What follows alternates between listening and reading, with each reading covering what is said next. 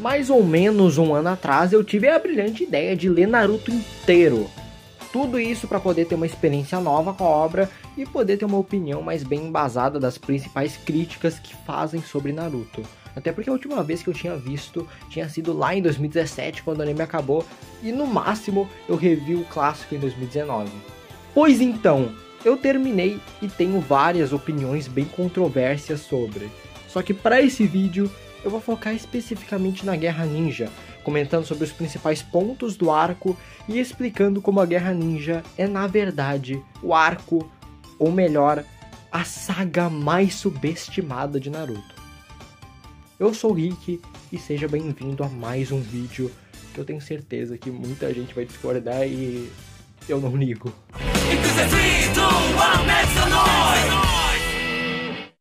O último arco de Naruto ser uma grande guerra que envolve personagens do passado e do presente é uma das escolhas mais inteligentes e talvez até óbvias para o tipo de história que Naruto é. Desde o início nós vemos diversos personagens relatando como a guerra é terrível e basicamente todo personagem que não é da nova geração tem algum tipo de trauma vindo da guerra. Desde o Iruka no primeiro capítulo até o Itachi, que toda a reviravolta do personagem se baseia numa manobra para evitar uma guerra. Sério, vocês têm noção que o Itachi considera menos doloroso matar todos que ama do que vivenciar mais uma guerra? Um dos temas alinhados com a guerra é sobre as gerações passadas. Naruto tem muito daquele lance de herdar os bons costumes das gerações passadas, mas também aprender com todos os erros que foram cometidos por essas grandes figuras do passado shinobi. Porque, querendo ou não, foram eles que fizeram eles chegarem onde estão. E a gente sabe que o Naruto, no mundo que ele vive atualmente, não é um mundo ideal. A gente pode ver isso com basicamente toda a existência dos Jinchurikis. No arco do resgate ao Kazekage, a personagem da Chiyo é basicamente a representação de alguém que permitiu que uma criança fosse pro lado do crime. No caso, o personagem do Sasori. Fora que, para reforçar isso, ela faz parte daquele grupo da Aldeia da Areia que concordou com o Gaara ser um Jinchuriki. Então, dois dos personagens que são o centro daquele arco do resgate ao Kazekage estão diretamente envolvidos por erros da Chiyo. Nesse arco, graças ao Naruto e a Sakura, ela tem a oportunidade de tentar de alguma forma corrigir seus erros do passado. Com Sasori, já é tarde demais, mas ela ainda pode dar a oportunidade de Gaara não perpetuar seus erros para a futura geração. Por isso ela se sacrifica. Na Guerra Ninja nós temos diversos personagens do passado. Personagens que representam o que foi a história, confrontando os personagens que agora estão escrevendo a história. O que o Kishimoto quer fazer nesse grande conflito é botar em prova o que é a nova geração de ninjas. Eles são capazes de derrotar os fantasmas do passado ou perpetuarão seus erros. Madara é o maior exemplo de um fantasma do passado. Ele literalmente se recusa a morrer. Não à toa, ele é o grande rosto desse arco. Afinal, ele antagoniza não só o maior arco de Naruto, como os maiores temas. No entanto, eu tenho meus problemas com isso. Como eu falei, em temática esse arco é perfeito. Eu não tenho problemas com o Edo Tensei em si, mas em como ele foi usado, principalmente no início. O Kishimoto escolhe reviver muitos personagens e eu entendo o objetivo de fazer plano de fundo da guerra, mas ele genuinamente tenta várias vezes fazer batalhas que sinalizassem o que esse arco quer dizer. E essas batalhas fazem isso. O meu problema é justamente no como elas fazem. Eu não sei como é esse arco no anime, porque eu via há muito tempo e na época que eu via era horrível de acompanhar esse caralho, porque era lotado de filler entre os episódios, mas tendo a experiência do mangá, eu acho que essas lutas do Kishimoto são muito curtas. Então, ideias legais como Sai versus irmão dele ou Kankuro versus Sasori acabam sendo executadas de forma muito apressada. São lutas que duram 1 ou 2 capítulos, então agrega na mensagem geral do arco, mas o conflito da luta em si, as questões dos personagens, são jogadas de formas muito apressadas.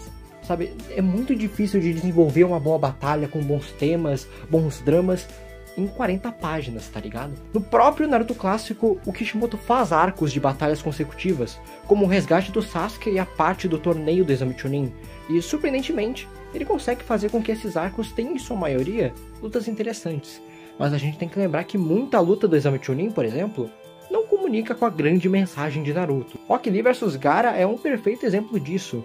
É uma luta de um tema de um personagem. Aqui na Guerra Ninja, as batalhas têm um propósito e temas muito maiores, sabe? Fora que tem a própria questão de ser um conflito de ideais. Então ter tantos conceitos para trabalhar em 1 ou 2 capítulos acaba fazendo com que as lutas sejam, na verdade, muito apressadas. Fora que tem outra questão além disso, porque na guerra tem muito mais personagens e muito mais lutas. O Kishimoto não podia passar 50, 60 capítulos fazendo luta de secundário, né? Obviamente isso ia fazer a trama estagnar.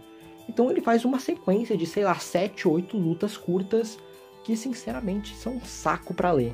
Porque particularmente eu não consigo me importar com a questão trabalhada naquela luta, porque tudo é jogado rápido demais. Você não sente que tem um tempo pra desenvolver as questões daqueles personagens, porque é um bando de luta em sequência que eu não ligo. Tem exceções? Tem, até porque, como eu disse, os temas são legais. Então mesmo as lutas que eu não acho necessariamente boas, tem bons momentos, porque a gente já conhece muitos desses personagens e os dramas deles. Então sim, me pega a cena do Gaara chorando com o pai dele se desculpando e o Choji se superando como Shinobi e sendo parabenizado pela Suma. Fora que por mais que eu tenha basicamente só criticado esse início da guerra, eu não acho que seja terrível também. Até porque no mangá isso dura uns 2, 3 volumes. Não é tanta coisa assim, sabe? Enfim, as coisas começam a mudar quando o Naruto finalmente chega na guerra, já tendo um conflito muito legal com o Itachi. Nessa parte, o Naruto já estava usando o chakra da Kurama e já era o herói de Konoha. Então, ele não apenas se sentia na responsabilidade de acabar com todas as questões da guerra sozinho, como achava que só fazendo isso ele poderia se realizar pessoalmente e ser visto como Hokage pelas pessoas. Acontece que com isso, o Naruto basicamente estava negando a ajuda dos outros e mostrando indiferença. Ou seja, ele estava descartando as pessoas ao seu redor. E o Itachi fala isso para ele, que embora ele esteja mais forte, o que fez ele deixar de ser alguém odiado é a forma que ele luta, mostrando que compreende as pessoas. O Naruto no pré-guerra inteiro basicamente agiu assim, botando todas as responsabilidades em cima dele. E o Itachi fala: se ele se tornar forte ao ponto de esquecer como conquistou essa força, ele eventualmente se tornaria igual ao Madara. Essa frase do Itachi é muito poderosa porque, como ele diz, ser Hokage depende de você já ter conquistado um reconhecimento prévio por suas ações. E conquistar o povo não vem do nada. Não é querendo carregar todo o fardo do mundo agora que ele vai se tornar Hokage, porque assim ele vai ser sua força. Ele não vai estar tentando compreender ninguém, muito menos seus inimigos. O Itachi sabe disso porque a sua tragédia é baseada nisso. Ele cortou todos os seus laços e abandonou o Sasuke. Tentou carregar tudo sozinho e apenas repetiu o ciclo de ódio, quando ele, Itachi, tratou Sasuke como uma ferramenta. Esse momento faz o Naruto cair na real, porque ele não começou a agir assim agora. Desde que ele obteve conhecimento da Guerra Ninja, ele tem agido dessa forma. E o Iruka tentou alertá-lo sobre isso. Só que o ego do Naruto estava tão alto que ele ignorou tudo aquilo e partiu assim para o campo de batalha. Esse momento é muito importante para o desenvolvimento do personagem do Naruto. Eu diria que é a cena mais subestimada da obra inteira. Porque tipo, eu nunca vi ninguém elogiar essa cena.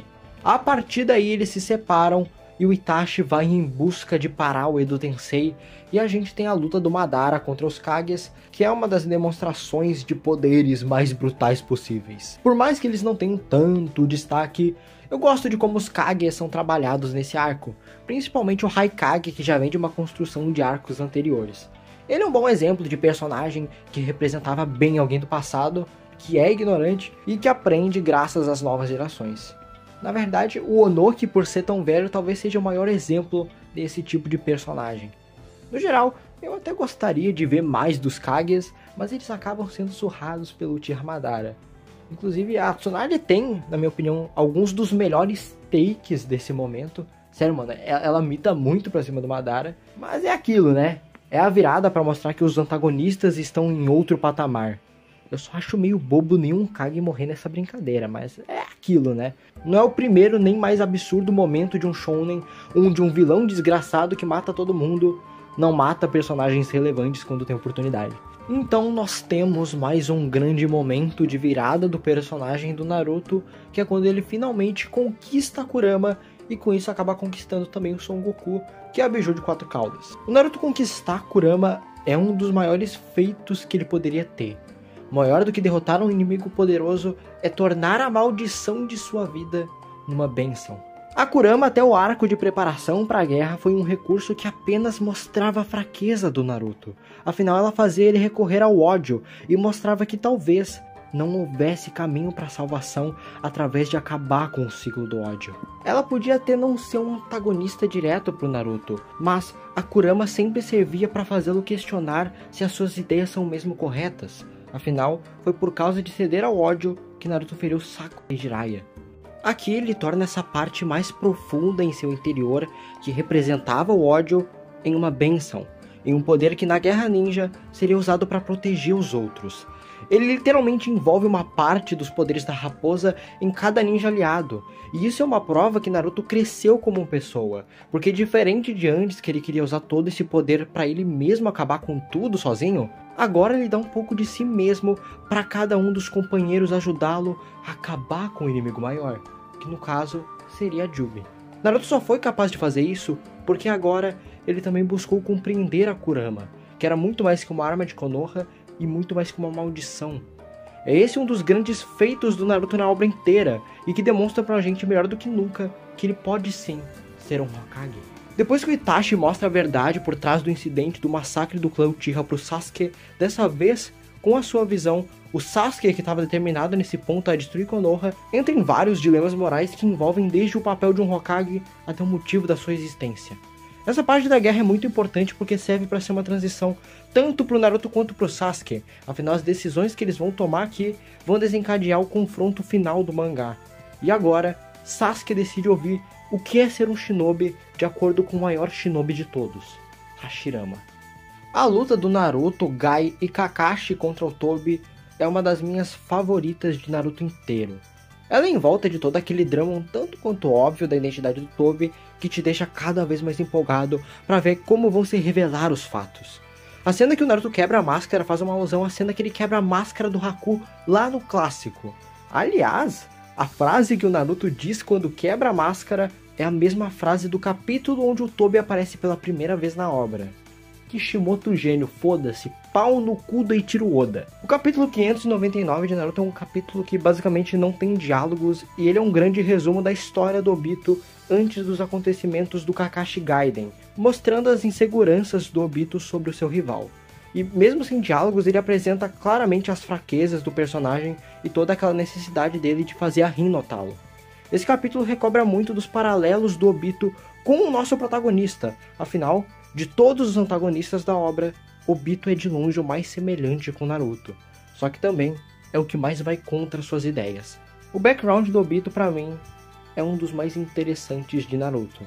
Afinal, ele transforma aquele garoto que durante o Gaiden se mostrou o maior exemplo possível de um shinobi, aos poucos se quebrando, porque o Obito ele não muda do nada. Na verdade, ele fica um bom tempo com o Madara, sendo o mesmo garoto de sempre. O garoto que, tal como Naruto, era incorruptível. O garoto que, tal como Naruto, se sentia inferior a seu rival e queria superá-lo. O garoto que, tal como Naruto, queria ter a atenção das pessoas. E o garoto que, tal como Naruto, queria ser Hokage. O Obito é, em todos os efeitos, o modelo de pessoa que o Naruto mais respeita e se inspira. No entanto, o que quebra esse Obito é uma situação que tanto ele quanto Naruto vivenciaram, só que de formas diferentes. Porque após Obito ser salvo por Madara, ele sofre basicamente uma lavagem cerebral, que juntada com os confrontos de guerra relacionados a Rin e Kakashi, acabam fazendo com que Obito mudasse. É como se aquele Obito tivesse mesmo morrido no momento que se sacrificou, e agora ele é outra pessoa. Diferente de Naruto, que tinha Iruka para aceitá-lo, Madara sempre estava botando suas ideias distorcidas sobre sua visão da realidade no garoto. E essa influência que acaba distanciando o Obito dele mesmo. Ele literalmente encarna como Madara por boa parte do mangá, em forma de representar os mesmos ideais. Mas o próprio Obito diz em determinado momento que ele não quer ser nada, e que só pensa em concluir o plano do Tsukuyomi infinito. O conflito desses dois é muito legal porque eles se entendem perfeitamente, e o contraste é interessante a partir daí. Quando Naruto arranca de Obito sua máscara e os dois têm um confronto de ideias, Obito passa mais do que nunca a querer fazer com que Naruto caia no desespero, assim como ele caiu. porque aquelas ideias do Naruto também são um reflexo do próprio Obito, e fazendo com que Naruto entrasse em desespero, ele estaria provando para si mesmo que sua ideologia de que na realidade os laços se quebram com a morte é correta. Obito quer criar um mundo dos sonhos, justamente para negar essa realidade em que esses laços são quebrados. Ele quer criar um mundo sem o desespero que ele acredita ser inevitável na realidade. E a partir daí, ele se torna um antagonista perfeito pro personagem do Naruto. Pouco depois do Naruto gritar pro Obito que não deixaria nenhum de seus colegas morrer, Jubi mata diversos ninjas. Um deles, Neji, e isso de fato quebra o Naruto e deixa ele a um passo de entrar em desespero. No entanto, o que salva Naruto é justamente a presença de um laço. Afinal, Hinata relembra para ele que Neji só morreu do jeito que morreu porque acreditava nesses princípios que Naruto pregava, e a sua morte é só uma prova de que os laços são inquebráveis mesmo depois da morte. Afinal, foi a morte de Neji que fez Naruto perceber isso. E isso também foi o que aprofundou o laço dele com Neji e a própria Hinata. Em nenhum momento o laço se rompeu, ele apenas se fortaleceu.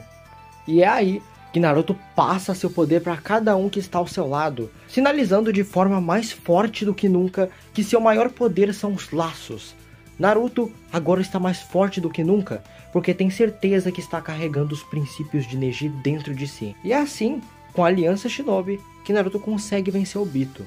Mesmo assim, ele sabe que resolver o problema não é apenas acabar com ele, e sim também tratar a causa. Por isso, ele vai atrás de tirar a máscara de Obito. Dessa vez, a máscara interior. Obito, em determinado ponto da guerra, revela que não quer ser nada, além de alguém que concretiza o plano Olho da Lua. Ele também é um personagem que constantemente quer provar que abandonou seu passado e sentimentos. Só que, no final das contas, o que lhe faz controlar a Jubi, por exemplo, é justamente essas memórias. Obito só pôde ascender naquele modo Jinchuriki dele porque ele ainda tentava preservar seu verdadeiro eu. Ele lembrava de Rin, de Kakashi, de Minato, e foi isso que lhe permitiu controlar a Jubi. Obito tenta se passar por Tobi, Madara, segundo Riku do Sennin, mas no final das contas, ele ainda era apenas Obito Uchiha. Naruto tem um diálogo muito forte onde ele esculacha o Obito de todas as formas possíveis e deixa escancarado as suas hipocrisias e falhas. Isso chega no ápice quando os dois discutem sobre ser Hokage, quando Obito diz que está buscando atalhos para trazer a paz, coisa que Naruto contra-argumenta dizendo que não existe. O exemplo de Obito, que a realidade é um caminho íngreme que não precisa ser seguido, é quebrada, porque Obito sequer tentou atravessar por esse caminho. Afinal de contas, como o próprio Naruto diz, não existe atalhos para ser Hokage. Naruto derrota Obito em todos os sentidos e ainda estende a mão para ele, mostrando que ele poderia parar de fugir e pagar pelos seus pecados como Obito Uchiha e como um shinobi de Konoha. Muita gente acha forçada essa mudança do personagem, mas sinceramente, tanto Obito quanto Naruto eram os únicos que poderiam mudar a si mesmos. Isso porque ambos têm vários paralelos entre si e se identificam um com o outro. Por isso que o confronto dos dois é uma busca incessante um do outro para tentar comprovar suas ideias. E nós vemos que o Obito quase chegou lá. Ele chegou perto de fazer o Naruto ceder ao desespero. E agora, o Naruto faz com que o Obito adquira a esperança em algo que um dia ele já acreditou. Por outro lado, Madara ainda está de pé e com o corpo restaurado. E aí, a guerra entra no clímax, com a chegada dos Kages e do Sasuke, que agora também quer ser Hokage. Falando sobre o Madara, eu acho ele muito bem construído. A figura dele é interessante muito antes de realmente entrar em cena. Olha que o Madara é interessante pelo conflito principal ser muito maior do que o do Obito. Ele é basicamente uma alma penada que se recusa a morrer e persegue as gerações futuras porque não consegue confiar nas pessoas. Não à toa, desde criança ele tem medo de que fiquem atrás dele, e não à toa, todas suas derrotas são por golpes nas costas. Isso se materializa no seu Susanoo, que é muito foda porque ele tem 2 rostos. Isso para que ele possa proteger o Madara do que ele não vê. Essa desconfiança do Madara faz que, para o seu objetivo de mudar a realidade ser realizado, ele tenha que sacrificar sua própria humanidade. Ele abre mão dos seus laços e parte para mudar o mundo sozinho. A Guerra Ninja é um arco sobre superar os problemas e dilemas do passado. E aí a gente entra na parte que melhor usa o Edo Tensei para mim, que é com os Kages, porque mostra através do passado do Hashirama que tudo isso só foi possível existir porque ele, o maior símbolo de um ninja, criou essa sociedade falha. Hashirama, ao vencer Madara pelas costas, só mostra como ele não conseguiu criar de fato um lugar que unisse as visões das reencarnações. Não à toa os Uchihas continuaram sendo perseguidos, e essa falha do Hashirama leva a trágicos personagens como Itachi e Sasuke, que só chegaram onde chegaram porque Konoha falhou ao não unir os ideais de Indra. Madara é o exemplo mais forte dos erros do passado.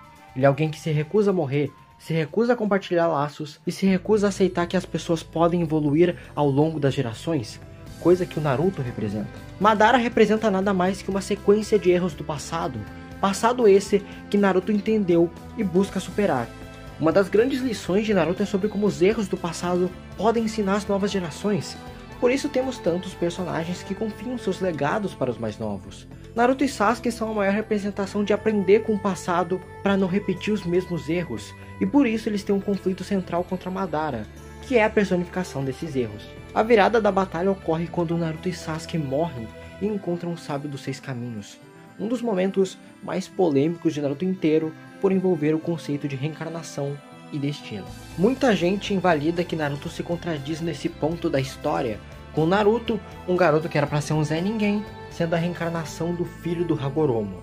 Você concorda com isso? Bem, primeiramente, Naruto nunca foi a história sobre um Zé Ninguém. Naruto, desde o início da história, é diferente dos outros. Ele tem um demônio selado em si, e é por ser diferente e entender a dor que pessoas comuns não entendem que ele é quem ele é. Outra coisa, Naruto também nunca foi sobre esforço, bem-se talento. Se fosse, Rock Lee teria vencido Gaara no próprio clássico. Na batalha contra Neji, Naruto em nenhum momento nega a existência de destino. Ele apenas nega se aceitar num destino que não lhe agrada. E assim, ele mostra para Neji que ele pode sim mudar o destino. Por quê? Porque Naruto tinha um destino de ser um fracassado. E todas as coisas que poderiam algum dia servir como bênçãos em sua vida, no final, se tornaram uma maldição. Ele é de um clã com bons estoques de chakra, mas ele não consegue controlar. Ele é filho do quarto Hokage, mas por ser filho do quarto Hokage, ele teve um demônio selado nele que fez com que toda a sua vida fosse rodeada de solidão. Ele não tem família, é ignorado pelos outros e é uma bomba ambulante que pode machucar todos os seus amigos e é temida pelo lugar na qual nasceu. Qual o destino de alguém assim? É o fracasso. Mas com um truque com o Jutsu Clone das Sombras, Naruto vence um gênio. Esse mesmo Jutsu que já fez ele ser reprovado um dia. Naruto é alguém que transforma as maldições em sua vida em bênçãos e mostra para Neji que ele não precisa aceitar um destino que não lhe agrada. Assim como Naruto, mesmo sendo horrível no Jutsu Clone das Sombras, persistiu para que ele se tornasse a sua maior arma. A sua maior maldição se tornou a sua maior técnica. Por isso Neji morre da mesma forma que o seu pai. Ele morre protegendo alguém da família principal, e isso por escolha própria. Esse tema é o mesmo que o personagem do Neji já havia entendido no clássico, que seu pai não morreu por dever, morreu por escolha. Neji não morreu para proteger Hinata porque era um dever seu, morreu porque era uma vontade. Ele teve a liberdade de escolher. Assim como seu pai, ele decidiu morrer para proteger alguém que amava. Ele teve a liberdade de escolher como morreria. Isso é uma das maiores liberdades possíveis. Afinal, nem todos os ninjas podem escolher como vão morrer. Mas Neji pôde. E por isso no final, ele é representado como um pássaro. Então chegamos na reencarnação. E ela anula tudo isso que eu falei antes, certo? Bem, não. Primeiramente que a reencarnação não é algo que exatamente se nasça, mas sim que se mereça. O Hagoromo diz que a Shura escolheu reencarnar em Naruto pelo jeito de Naruto agir. Não é um privilégio dado a Naruto simplesmente por nascer. Tanto que a reencarnação não é nem algo necessariamente bom. Afinal, ela destina Naruto a enfrentar Sasuke, força ele a entrar num ciclo destinado a acabar com um dos lados mortos e sem entendimento mútuo. Esse é o grande privilégio que você recebe por ser uma reencarnação? Acabar numa batalha contra seu melhor amigo, onde um de vocês está destinado a morrer e perpetuar um ciclo de ódio? Bem, não me parece tão bom assim. Foi isso que rolou com Indra e Ashura, com Madara e Hashirama, e em tese seria assim com Naruto e Sasuke. Então todo esse lance de reencarnação é mais uma ideia para Naruto quebrar, e isso só vai depender dele.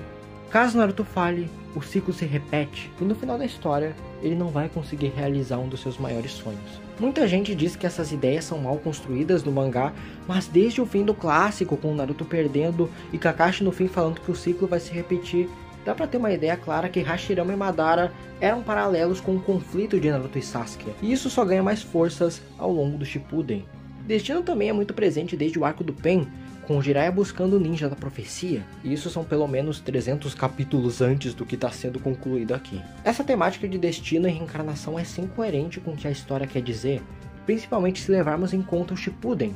Eu falo isso porque, embora o clássico seja bom, o pessoal sempre lembra especificamente do exame Chunin, na parte do torneio, como se Naruto fosse aquilo, mas Naruto é muito mais que Rock Lee vs Gaara. Eu também não quero dizer que o conceito de reencarnação não ajudou o Naruto e o Sasuke. Eles ganham 2 grandes power-ups nesse final, mas o que levou eles ganharem esses power-ups foi justamente tudo aquilo que a gente viu no resto do mangá inteiro.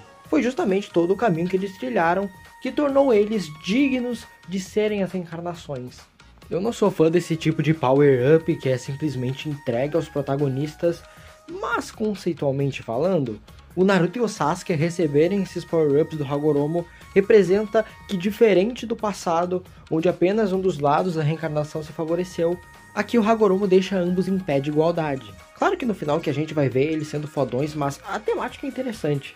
Pra mim engrandece bastante todo o conflito que é Naruto e Sasuke, além de que o design do Naruto no modo Rikudo Senin é maneiro pra caralho, e eu nem preciso falar do Sasuke com Rinnegan, né? O Gai tem um momento muito foda aqui, eu acho que foi uma forma do Kishimoto lembrar que a história, por mais que tenha chegado nesses patamares absurdos, e tenha sim favorecido o Naruto e o Sasuke nesse final, ainda assim é uma história que continua com a mensagem que um ninja esforçado pode ser um grande ninja. E sinceramente, tirando o Naruto, o Sasuke e o Madara, o Gai não perde pra ninguém nesse clímax dele. Eu lembro que lendo eu fiquei até chocado, porque nem o Naruto e nem o Sasuke juntos espancaram tanto o Madara quanto o Gai. Tudo bem que eu queria ver um pouco do Rock Lee também, mas eu entendo, tá ligado? Esse era o momento do Gai brilhar e ele foi simplesmente o GOAT. Eu tenho certeza que a impressão que passou pro pessoal que estava acompanhando o semanal na época era de que o Madara seria o último vilão da obra. E sinceramente, ele tem uma construção digna para isso, além de ser o maior obstáculo em todos os sentidos. Só que, tematicamente falando, o Madara ser o vilão final, a maior peça daquele conflito, quando tudo que ele fez na obra foi alimentar o ciclo de ódio, quebrar laços e tentar jogar fora sua humanidade, me parece que de certa forma botaria ele num patamar muito alto para alguém que passou séculos apenas usando de métodos que o mangá condena e diz que levam ao fracasso. É por isso que eu penso que é uma boa ideia sim a sua morte ser meio patética. Sabe, por mais que muita gente queira, finais grandiosos não são necessariamente a melhor escolha. As pessoas gostam que vilões terminem sendo grandiosos para poder alimentar o hype ou a sensação de que ele é fodão. Mas essa morte do Madara é perfeita para humanizar o personagem e para os temas de Naruto. Madara, aquele que abandonou até mesmo a humanidade para tentar ser maior que todos, no final foi apenas mais uma marionete de um plano maior. Ele que usava as pessoas como peças foi mais uma delas, perdendo para um dos seus maiores medos, um ataque pelas costas.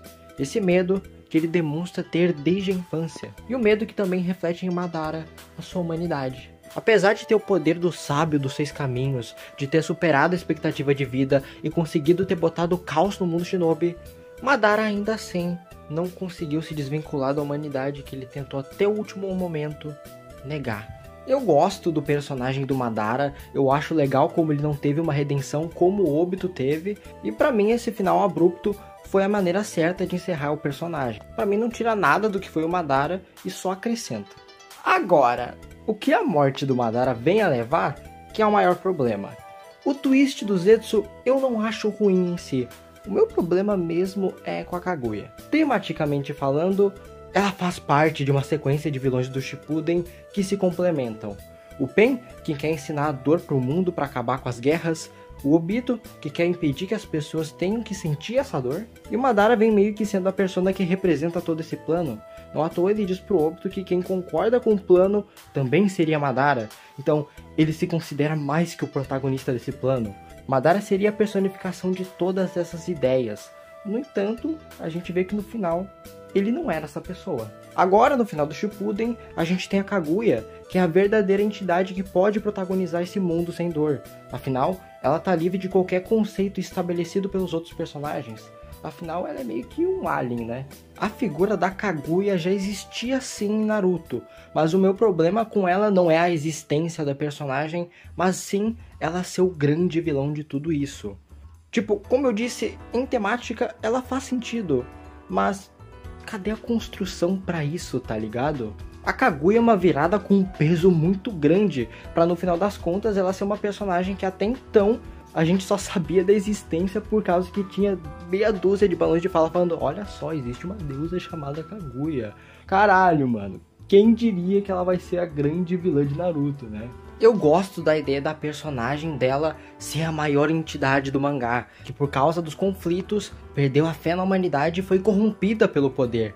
Mas eu não vejo muita coisa de interessante além disso que eu falei.